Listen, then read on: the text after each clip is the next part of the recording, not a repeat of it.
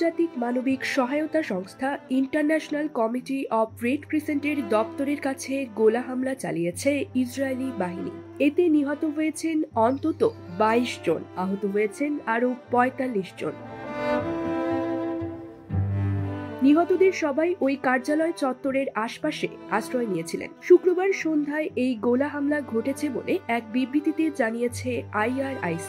সেই সঙ্গে আরও একবার গাজার বেসামরিক ও মানবিক সহায়তা সংস্থাগুলোর কার্যালয়ে হামলা থেকে বিরত থাকতে গাজায় যুদ্ধরত সব পক্ষকে আহ্বানও জানিয়েছে IRIC।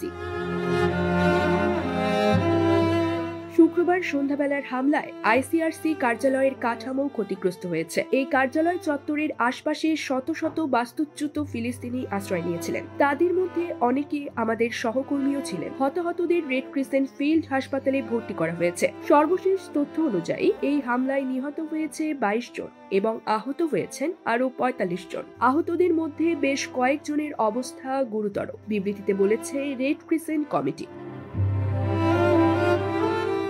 এদিকে ইসরায়েলের প্রতিরক্ষা বাহিনী সংক্ষিপ্ত এক বিবৃতিতে দাবি করেছে এই হামলা ইসরায়েলি সেনাবাহিনী ঘটায়নি। তবে একজন মুখপাত্র জানিয়েছেন ঘটনাটি তদন্ত করছে IDF। গত 7 অক্টোবর ইসরায়েলি ভূখণ্ডে হামাস যোদ্ধাদের অতর্কিত হামলার পর ওই দিন থেকে গাজায় অভিযান শুরু করে IDF, যা এখনো চলছে। IDF এর গত 8 মাসের অভিযানে গাজায় নিহত হয়েছেন প্রায় 38,000 ফিলিস্তিনি। এই নিহতদের শতকরা 56% নারী ও শিশু। অন্যদিকে গত 7 অক্টোবরের হামলায় হামাস যোদ্ধাদের নির্বিচার গুলিতে ইসরায়েলে নিহত হয়েছিলেন 1200 জন।